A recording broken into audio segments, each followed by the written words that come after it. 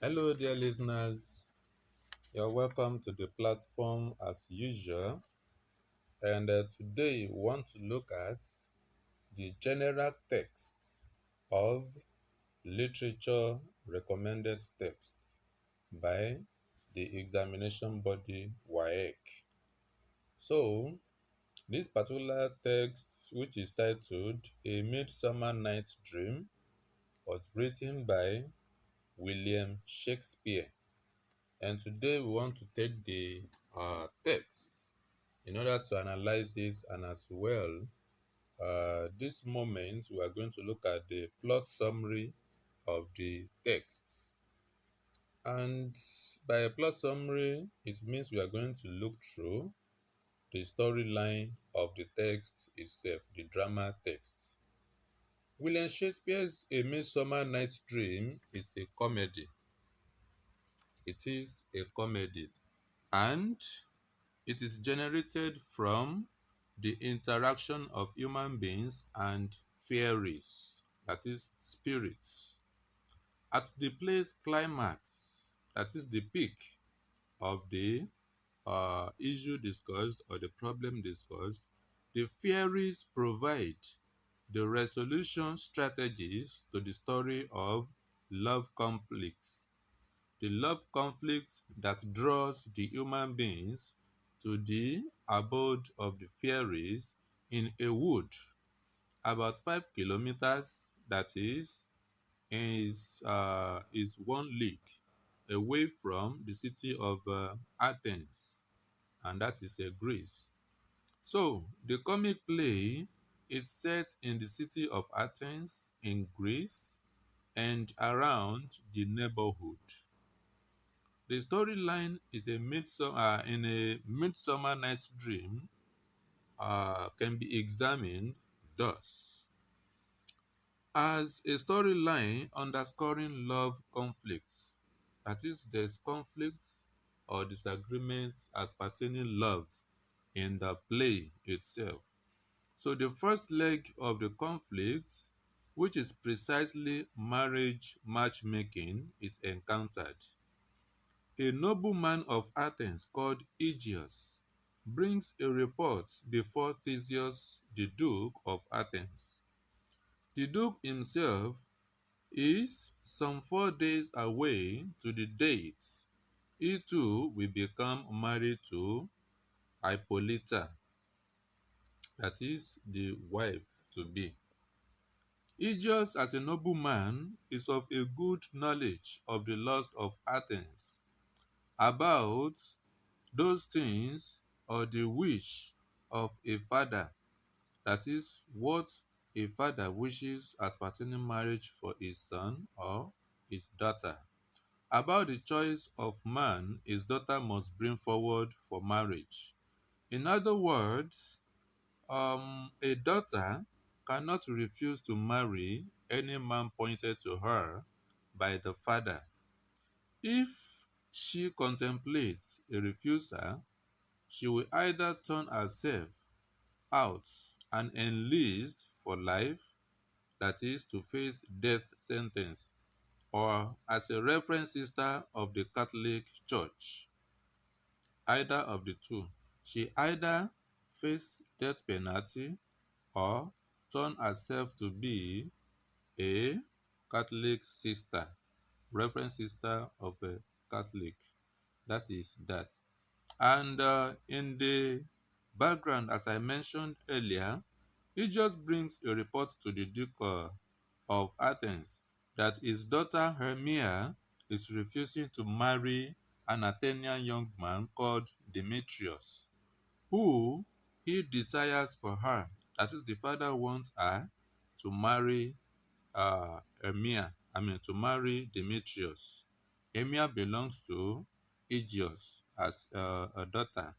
Then Aegeus, as a father, wants Hermia to marry Demetrius, who is also a member in Athens. So Hermia, the daughter, confirms the refusal. She doesn't want to get married to Demetrius as pointed to by the father. So she points to another young man called Lysander. as the man she will marry, and that is final. Duke Theseus details the implication of her refusal of her father's wish under the laws of Athens.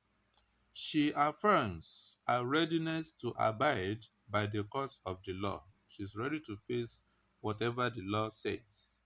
However, Emir states before Duke Theseus that Demetrius, whom her father wants her to marry, is widely known to have been wooing her own intimate friend called Helena. Because of that, she doesn't want to go for him again. What rubbish is that? And Duke Theseus too confirms that he too is not unaware of that publicity, but he asserts that Emir cannot, for that reason, refuses her father's wish in the matter. He thereby hands down a finality on the case. Emir should return to him the following day after his own wedding, either to confirm her readiness to marry according to her father's wish, or to face the wrath, that is the anger of Athens' law. Emir responds and states her unreadiness to marry Demetrius. There's a court session as presided over by the Duke, which have in attendance both Lysander and Demetrius. Both continue to lay claims of wholehearted love for Hermia. That is, Demetrius claimed that he loves Hermia, so also Lysander claims that he loves Hermia. So Aegeus, Hermia's father, in turn addresses Demetrius and Lysander. He asserts that he cannot marry his daughter to Lysander, who to him is a proud and scornful character. Lysander too replies Aegeus that he is such proud for the wholehearted love of Hermia that he has already gained, as against Demetrius, who is deceiving himself in the matter. As such, he asserts his will to defend his right to that marriage consent uh, to Emir. As Ductitius is rising from his court, and because Demetrius has prior wooed Helena for love, he flatly describes Demetrius as a selfish character. That is, you woo another person who is Helena, now you also fall in love with Emir. So he describes him as a selfish character. Do you want to have everybody in the city? He then invites him and the nobleman Aegeus, that is Emir's father, for some private discussion on the issue. In the aftermath, Emir and Lysander decide to elope away from Athens to somewhere the laws of Athens will have no effect on them. Before their takeoff, they encounter Emir's bosom friend called Helena. The lovers gist her of the elopement plan. That is, they tell Helena about their elopement to avoid the disturbance of their love by the laws of Athens. The same Helena has been previously wooed by Demetrius, now running after Emir's love through her father. To cut Demetrius' eyes of love again, Helena leaks her friend's elopement plan away from Athens of city to him.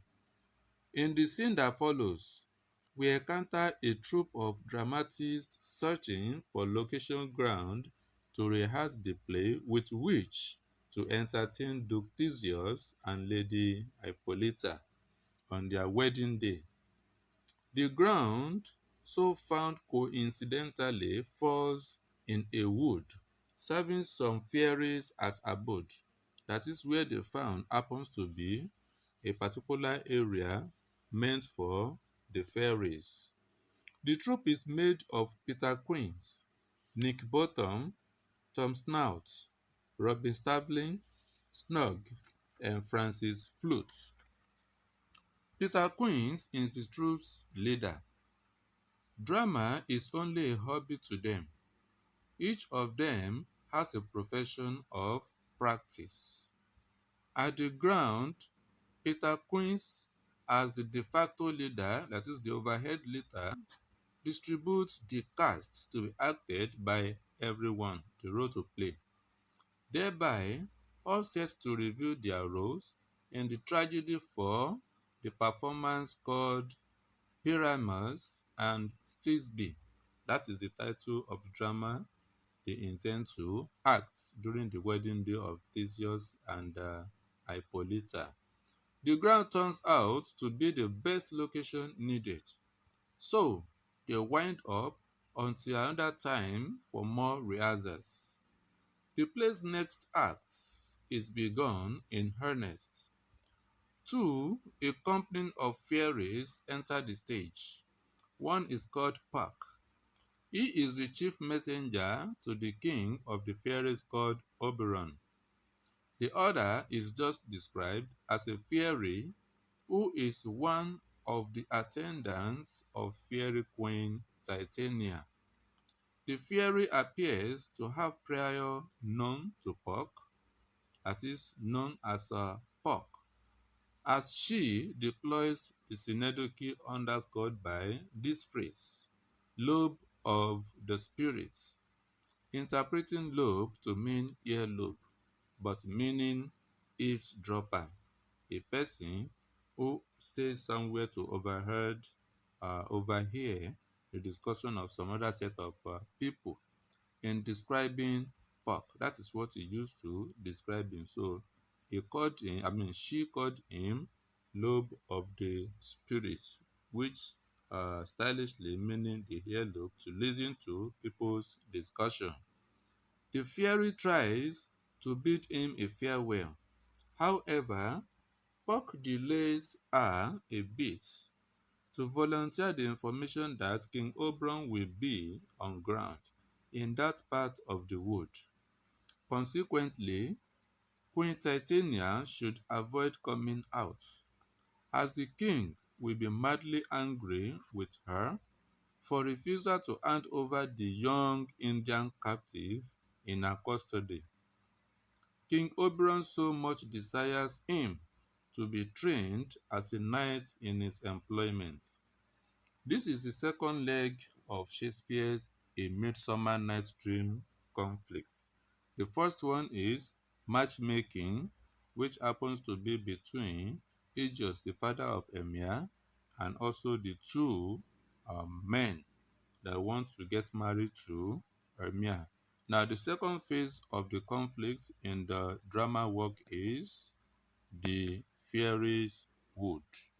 And possibly, on the basis of the loose information so volunteered above by Puck, the fairy jogs up her memory and describes Puck as a familiar character with a sobriquet identity of Robin Goodfellow, that is, renowned as a dreadful and tricksy when it comes to doing his duties. That is, he can perform the duties very well and is also tricky. So proudly, Puck 2 confirms the observation that yes, I am what you said I am. In the process, he begins to reel out all exploits of trickery as he has been called. In that direction, then King Oberon and Queen Titania of the fairy world enter the stage from opposite direction. That is, one takes the left side, another takes the right side. In their appearance, the familiarity of husband and wife is not in dispute. That is, it is clearly seen. Each knows the secrets of the other. Titania mentions the fact that Hippolyta, the betrothed of King Theseus, is Oberon's lover. That is, then or probably at present, that wife of what? of the Duke is Oberon's lover, and Oberon belongs to Lady Titania. And back up at his wars of conquest, King Oberon too quips that Titania is Theseus' lover and power backup in his warring escapade on the face of the earth. Can you see something? Both of them, they know the secret that their wives happens to be a one-time lover of the opposite parties. After the trend of abuse, Oberon is the subject matter of the Indian boy in Titania's custody. He asks her to send the boy to him, but determinedly she refuses and takes her exit, that is, she leaves the scene with a train of attendants. Oberon is angry and regards Titania's action or attitude as a contempt. Thereby, he swears to himself to inflict some suffering on Titania, to teach her a lesson until she carries out his directive. Quickly, Oberon set Puck at work to fetch for him, some love magic, the love magic herb from somewhere in the atmosphere to bewitch Titania and turn her into a simpleton to woo anything she first beholds on when waking up from sleep. When the juice of the herb has been squeezed in her eyes at sleep, that is what Oberon plans to do. That is, when a kind of substance is squeezed into the eyes of Titania, when she sleeps and wakes up, whatever that comes her way will be what she falls in love with. Then Puck takes the errand in its stride and exits. This is the point Helena enters the stage, following Demetrius, in the process of wooing him as her lover.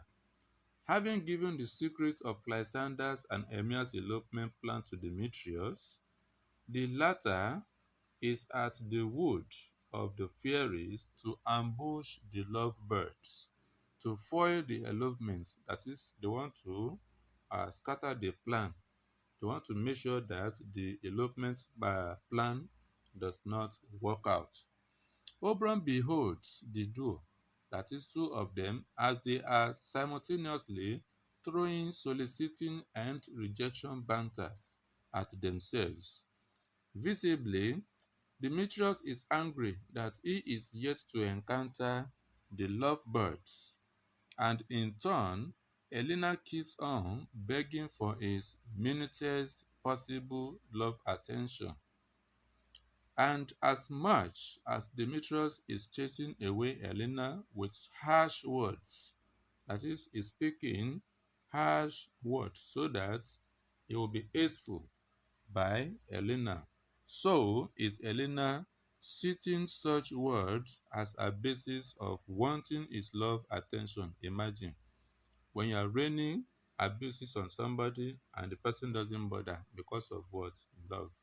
Then Demetrius runs away into the depth of the wood and dares Helena to follow him and meets with some wicked action from him. But resolutely, Helena follows after him, and Oberon, who has been watching the estranged twosome describe Helena as a nymph, he has been watching them. That look at this mumu, look at this dance, following as if you are telling or forcing yourself on a man. That is what Oberon sees is. That is a lovely young maiden. He there and then pities her and strikes a point on her behalf that Demetrius will leave the wood as a proud lover of Helena. When Puck returns to Oberon's presence, he quickly sends him again to go and look for Demetrius in the wood's depth to squeeze the juice of the herb in his hand in Demetrius' eyes while asleep, so as to charmingly bestow his love on Helena. on beholding her at his wake up from sleep. In the following scene, Titania once again re-enters the stage with her train. After some homage paying and praise songs, Titania decides to go to sleep to rest. She asks herself to be sung lullabies to rock her to sleep, as if she's a young baby or small baby. She indeed shortly falls asleep. King Oberon re-enters and squeezes love magic up into her eyes. Thereby, she is to woo anything she first beholds as a lover. That is, when she wakes up, anything, if it is human being or non-human, she will fall in love with the thing. Simultaneously, Lysander and Emir enter along their elopement route, which coincidentally falls in this wood of abode of the fairies. They are very tired and can no longer proceed the journey. They decide to stop to rest for the night. Lysander wants both lovers to sleep together. However, Emir begs to be allowed to lay separately, but not too far away. Though Lysander persuades otherwise, they later agree to take Emir's option, as she insists she is not yet betrothed to him as a wife. She is not yet married to him as a wife. Then Puck enters with a complaint that he is yet to see Demetrius for bewitching with love magic. For a short while, Demetrius and Helena re-enter, running after themselves. The man gives the maiden the final warning to stop following him. Helena throws a banter of abuse at Demetrius by calling him a duckling, that is, an ugly creature as compared against a fair and handsome fellow. Demetrius takes his exit. Just then, Lysander rises from sleep. Oberon's love magic takes over Lysander as he beholds Helena. That's the person available at that moment. Yours truly, he just begins to describe Helena as heartthrob, for whom he can kill Demetrius if he tries to prevent his love for Helena. Meanwhile, Helena asks Lysander to keep to Emir and stops his contempt for Demetrius. Still, Lysander insists that Helena is his wish for love. Imagine, the person that has been chasing that, don't follow me, I don't want you. This makes Helena angry to describe Lysander as a scornful and mean character, as well as a rogue whose flirtation, that is the flirtation of him towards her, is just mockery. That is, he does not mean it. The person that has been chasing her away now turns to be giving several words to describe her as a lover. So she believes that he is mocking her, and not a gentleman's wish. That is, it's not directly from his mind. Then she takes her exit. Emir is awake and searching for her, Lysander. At that moment, Lysander does not see her, as he is just running after Helena, pleading his heartfelt love for her. Emir indeed wakes up on the note of a dream whereby she frantically searches after Lysander to come and assist to remove a snake coiling round her breast. The symbolism and the synecdoche have really been playing out in the love magic bewitching of Lysander in his run for the love of Helena. Already in the third act, Peter Quincy's dramatic troupe is back on location, as earlier pointed, to continue with the rehearsal of the tragedy called Pyramus and Thisbe for performance at Ductitius and Hippolyta's wedding.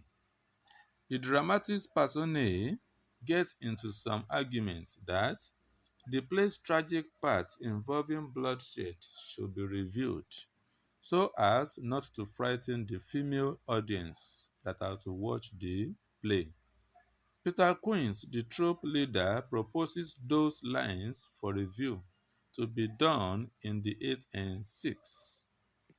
That is, by way of a metonymy, use the Petrarchan sonnets of an octet, that is 8 lines, and a sestet, which is also 6 lines. Another recommendation is 8 and 8, meaning 2 octets. By this time, the fairy called Puck, who has been invisibly following the dramatist by way of a speech, or that is the speech figure called catachresis, choruses his wish to be an auditor instead of a spectator of the rehearsal. So, Nick Bottom, playing the cast of Thisbe in the play, uses the word odorous, odorous instead of odor. In his lines, Peter Quince corrects him. He effects the correction and goes out immediately. Puck follows him out. At the re-entry of Puck, the fairy, and Nick Bottom, the man's head has been changed into that of an ass, that is, a female donkey, on top of his human body. As Puck is this time visible, that is, he makes himself visible now unlike before, as he's following as a shadow. So Peter Quinn sees it and cries out to his fellows to run away. Thereby, Puck vows to follow after them, to trouble and make them weary in their flight, that is the play they are to act. Only Nick Bottom remains on the stage with his ass head on top of his human body. He accuses his fellows of desertion. Peter Quince and Tom Stout re-enter again. At Nick Bottom's transfigure, they cast innuendos as a speech figure, that is, they make jests. They laugh at him. They again exit immediately. Nick Bottom decides to stay back in the wood without entertaining any fear. He then resolves to be singing songs all along. The songs wake up the fairy queen Titania from her bewitched sleep. Earlier, at the behest of King Oberon to madly woo for love anything she first beholds at wake up. Yours truly, Nick Bottom, is the creature first beheld by Titania, that is the first person to be seen. So she madly rushes at him to woo him as lover, especially for his songs that she declaims as very sweet to her ears, coupled with her observation that Nick Bottom has good manner. Then Nick Bottom confronts Titania that her actions does not bother about love. Titania then describes him more as a wise and handsome man, not minding the head that looks like that of an animal. She restates her love for him, claiming they will live forever together in the fairies' wood, with a lot of servants to be attending to Nick Bottom's needs and well-being. Then Titania beckons to the servants, namely Cobweb, Peace Blossom, Moth, and a Mustard Seed, to become a contingent of 4 servants to Nick Bottom. That is, they will be the 4 of them to be taking care of him. They are to obey and provide him good care day and night. At Nick Bottom's behest, each of the servants details his identity. That is, they tell him about themselves. He too chats them up as if he has prior known them, that is, as if he has known them beforehand. Thereafter, Titania asked the servant to lead her, that is, to lead her new hubby, the husband to be, to a secret house as silently as possible without encouraging Nick Bottom to be talking to them any longer. In the scene that follows from here, King Oberon has been waiting for news around Titania to know what is happening to her from Puck. On entering, he reports that Titania is awake and has found for love one of the actors rehearsing a play for entertainment at Theseus and Hippolyta's wedding. After he, Puck, has changed his head to that of an ass on top of his human body.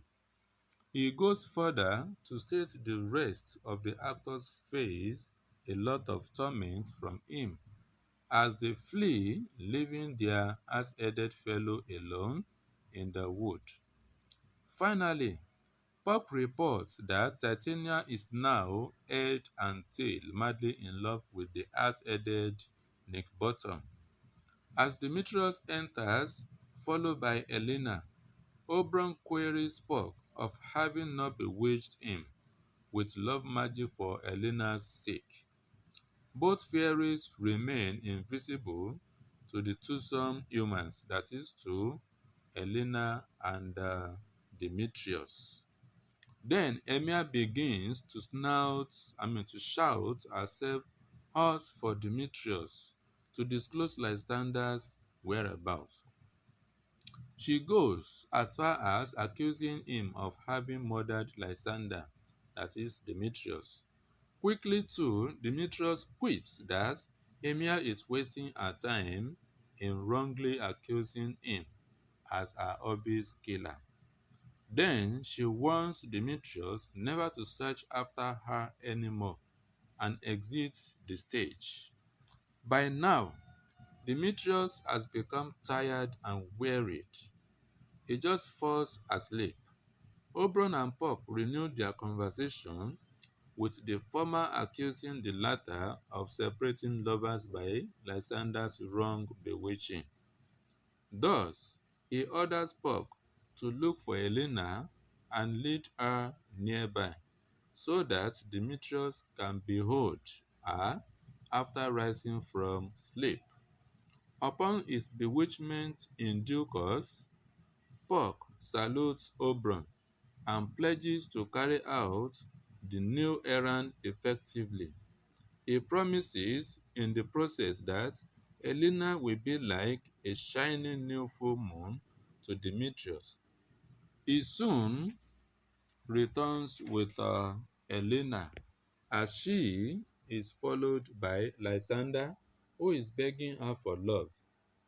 He is again assigned to disallow the twosome from unnaturally waking up Demetrius, want to stop them not to wake Demetrius up, so that the love magic can work naturally in favor of Helena. They want to change the wrong doing now. Still, Lysander continues to woo Helena. However, the latter does not yield. That is, he doesn't want to listen to those words. Rather, she keeps on accusing him as a cunning fellow. She flatly asks him to return to Hermia, his true love. That moment, Demetrius is awake. On beholding Helena, he begins to declaim her in beautiful and adoring adjectives of love. To him, Helena's love is very priceless beyond measure. Helena refuses to listen to him, but accuses him of making her an object of abuse in his love advances. Also, she remains madly angry with Lysander's love proposal. Now, two people alone for her. This is claiming and also raining words, sweet, sweet words to her or on hand as what? As is betrothed. Now, another person is awake, that is Demetrius, also raining beautiful words on her. So who is deceiving who now? Also, she remains madly angry. Again, she accuses him of turning her into an object of ridicule. That is Demetrius. Notwithstanding, both men continue to declaim their love for Helena. Using a contrast, Demetrius adds a dimension to his proposal by describing a search after Hermia as a guest sojourn. That is, he's only wasting his time searching for Hermia and quips his latest effort as a return home. That is, coming to Helena now is what he has been dreaming of. That he was just wasting his time looking for, searching for Hermia before. That is, Hermia to him has been temporary. Helena is his permanent love. Hermia enters and accuses Lysander of abandoning her. In answering, Lysander confirms the claim. He tells her of having found Helena as his true love. Helena is so surprised at the claim, and she thereby expands the development that Hermia, her bosom friend, is a part of those subjecting her to abuse and ridicule. She indeed deploys a number of statements underscoring the speech figure called pathos to express her pains, wondering why Hermia should conspire with Lysander and Demetrius against her, because she doesn't know that it is love magic that is working. So she believes that it was Hermia that told both men to go after her, to be telling her that they love her as a way of ridiculing her. But Helena doesn't know that this is not as she thinks, but a different issue at hand. So, having been childhood friends, chums of schoolmates, and also close confidants at maidenhood, categorically, she let Emia know that she feels betrayed by her. Emia expresses confusion to the open accusation, that is, she doesn't know about what she's talking about. This makes Helena queries Emia that Lysander ought not to be wooing her for love if the idea is not jointly planned by both, because she knows that Lysander is meant for Emia. Why is it now that Lysander is claiming to love Helena, if not as planned by both of them, to make her an object of scorn? So Emia pleads her innocence, but Helena retains her belief that Emia is part of the ridicule she's facing from Lysander. Then she vows to leave their company to go and commit suicide to end the abuse and scorn from the trio, that is, three of them. Again, Lysander begins another round of praise singing of the loveliness of Helena. Emir warns him to stop the scorning. He listens not, only to accuse Emir as a wicked soul, and orders her out of his sight if he does not want herself to come to harm from him. This makes Demetrius to quake that the love between Lysander and Emir is not genuine, and he is no more challenging Lysander to any duel. Lysander challenges Demetrius in the euphemism underscored by his expression, "I will keep my word with thee." That is, Lysander still wishes for a fatal fight with Demetrius for meddling in his wooing of Helena for love. To further show his readiness for a fatal duel, that is, fight between two of them, he abuses Demetrius as a eunuch, which with the invective, that is, invective is a speech figure that is underscored by the following phrase: "Away, you Ethiop." Ethiop is a short form of Ethiopian. As such, It is a biblical allusion to the Ethiopian eunuch of the Candace royal house of Ethiopia, who was a partaker in the communion of the Pentecost at Jerusalem shortly after Jesus Christ's ascension to heaven. Hermia attempts to calm down Lysander to no avail. He wants her to keep off, having no longer been her lover. There and then, Hermia squares up to Helena and calls her love snatcher. Helena feels so angry and describes Hermia in the speech figure called invective, underscored by this phrase, a shameless puppet, as Hermia is a short fellow. By this trend, Hermia just concludes that it is Helene that charms Lysander against her. She raises her hand to beat Helena.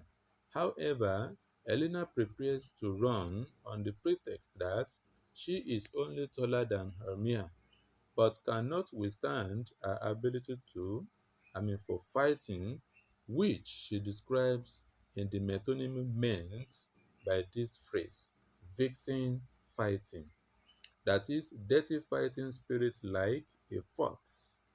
Thus, she gives a loving allocutus to Emir as a friend to whom she is so devoted, but blames herself for foolishly leaking their elopement plan to Demetrius, who in turn follows them to the wood to foil it. She confesses to have done so to make Demetrius to return for her love. Finally, she regrets her action and pleads the forgiveness of the trio before bidding them bye-bye by her plan to return to Athens. Emir angrily shouts at her to go and, in the process, attempts to break loose to really fight Helena for describing her as a shortish before Lysander adds one more fuel to the fire by calling Emir a dwarf and lots of derogatory names. In turn, Demetrius accuses Lysander of too much openness in his wish to woo Helena. He urges him to make it as secret as possible. Angrily, Lysander invites Demetrius to a duel, that is, a face-to-face talk, if he thinks he can prevent him from running after Helena for love. The latter refuses the challenge to duel. Both exit the stage. Emir finally accuses Helena as the cause of the palaver on ground, the issue on ground, through a deployment of contrast. Helena quickly quips her readiness to run away with her long legs, rather than wait for Emir to fight her dirty with her short hands. Both exit the stage. Oberon and Puck, that have been invisibly watching the Athenians, are now left on the stage. Oberon blames all mistakes on Puck. He accuses him of separating lovers, an inability to bring Demetrius to appreciate Helena for love. Then Oberon gives him another app that will clear Lysander's eyes of the love for Helena. He wants him to apply that after having, in the first instance, made the Athenian young men angry to avoid each other's company. Simultaneously, he must conjure a great darkness against their paths until they are tired and falling asleep. Finally, he should imbue them with great speed to cover the distance between the wood and the city of Athens, to go and mend their ways, that is, to correct all evils that he had created.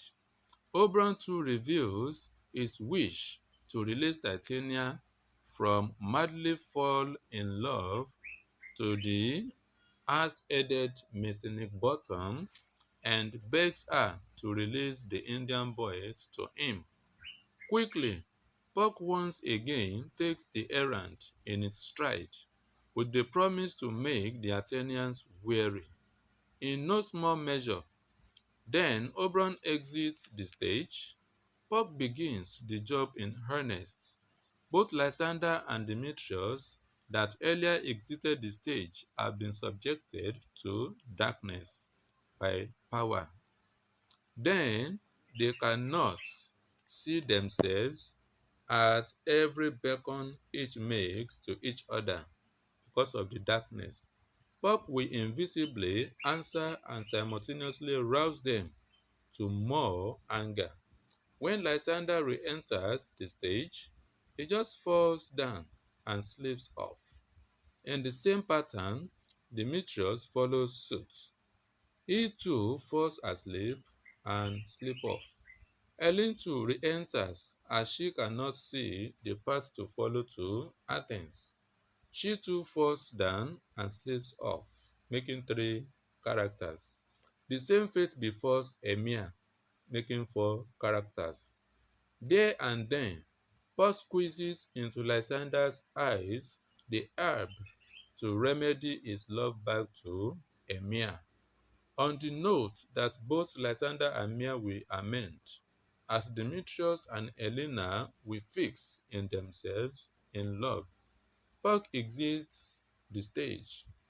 In the penultimate act, that is the previous act of Shakespeare's A Midsummer Night's Dream, the couple of the twosome lovebirds are still asleep. Queen Titania enters with Nick Bottom, her ass-headed lover, that is, the lover with a donkey head. As usual, King Oberon is invisibly present at the wood. So, the mood between these strange lovers is very amorous, that is, of love. Mr. Nickbottom dismisses his fiery attendants, that is, the four attendants given to him by Queen Titania, leaving him alone with Titania at the wood.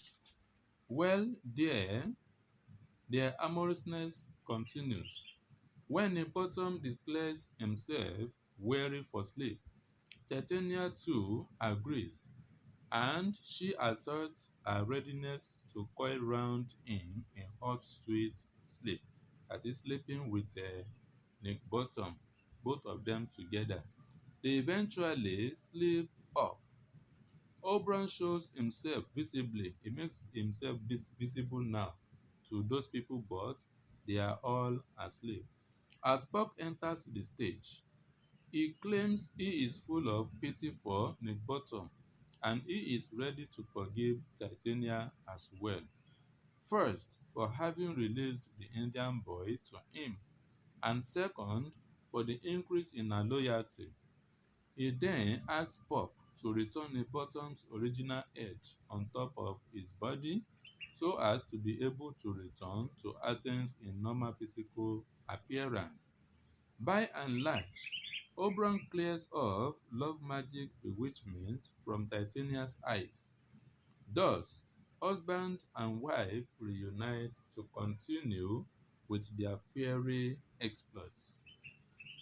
The Athenian lovebirds are still deeply asleep, dreaming that they see Theseus, Lady Hippolyta, and nobleman Aegeus on top of a nearby mountain, beckoning at them to return home and meet them at the Duke's temple. The beacon turns into another dream segment. The quartet of lovers, that is four of them, hear the royal music of the Duke. They come a bit awake now. It is like they hear Duke Theseus greeting them as Valentinas, who should wake up proper, since the festival is over. They also behold the Duke querying how they turn out as friends, rather than their prior enmity. that is enemy. They also found themselves kneeling before the Duke in the half dream whereby Lysander explains that he sets out with Emir on an elopement plan to avert the wrath, the anger of the lords of Athens on their love not approved by nobleman Aegeus. It appears like Aegeus asked for the prosecution of Lysander for child theft. Demetrius claims he finds himself in the wood to foil the elopement plan, having been leaked to him by Helena. At that, he claims that he is presently head and tail in love with Helena. That is normal self now. There's no more love magic her. And not Emir again. There and then, Ductitius orders them back to the temple in Athens to be wedded as couples, that is, both of them. Emir with Lysander now, Demetrius with Helena. At this stage, the lovebird quartet, that is, four of them, wakes up fully and refreshingly. They recall the last segments of their life, of their dream, where the Duke, Lady Hippolyta, and Aegeus asked them to return to Athens for joyous wedding. Everybody now back to Athens for the bliss of the wedding. Mr. Nick Button is awake and he too claims some traverse into the dream world. He points out that the dream has no bottom, as its name implies. Still, he wishes to caption it as Bottom's dream, since human beings many a time are fools and ass-headed for certain ambitions. Bottom's use of this phrase at her death, which by the way of figure of speech transmits to figurative parallelism or zeugma, meaning both the end of the tragic play Pyramus and Thisbe and the death of the character called Thisbe herself. Bottom plans to seek Ductitius' permission to render Bottom's dream as an epilogue to the tragedy. In the following subscene, the rest of the Peter Queen's drama troupe gathers. They conclude that the play will not be a success without Nick Bottom's role. Their enthusiasm has risen about the acceptance of their play now that two more newly wedded lords and ladies will be guests within the audience. Mr. Nibotton shows up at that moment. He offers some suggestion to the troupe about what will make their performance command a good applause. In this last act, readers encounter Ductitius and the Lady Hippolyta as they are turning over the latest dream world encounters of the quartet of Helena, Demetrius, Hermia, and Lysander. The royal couple has to conclude that the encounters are like the imaginations of a poet's mind turned out as joy specimen for the personages themselves and simultaneously for their love frictions that just turn out as happiness. Just that moment, Demetrius and Helena, as just described in a classical allusion as a pretty African in the phrase, sees Helene in the brow of Egypt. Lysander and Emir enter the stage.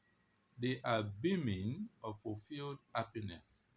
Ductitius calls Philostrates his man in charge of entertainment, and the sarcasm underscored in the statement, "Wear away the long age of 3 hours bewitched our supper and bedtime." That is the statement. So it's a sarcasm that is to show what goes for entertainment before the next 3 hours to go to sleep. After many considerations, the tragedy entitled Pyramids and Thisbe is decided upon for performance. There and then, Peter Quincy's drama troupe takes the stage for performance. The prologue from Quincy himself signals commencement, and he reels it out that the play storyline connects a young man named Pyramus and a maiden called Thisbe, whose heartfelt love faces some parental disapproval. They devise a hole on the wall of Thisbe's room for expressing their romance chat-up. Thence, the play begins in earnest. On the latest occasion of their evening romance chat-up through a hole on the wall, they appoint to meet at a place called Nene's Tomb to see themselves face to face since this while. That night, fate put the lovers on tragic trial. The moon is quite shining bright.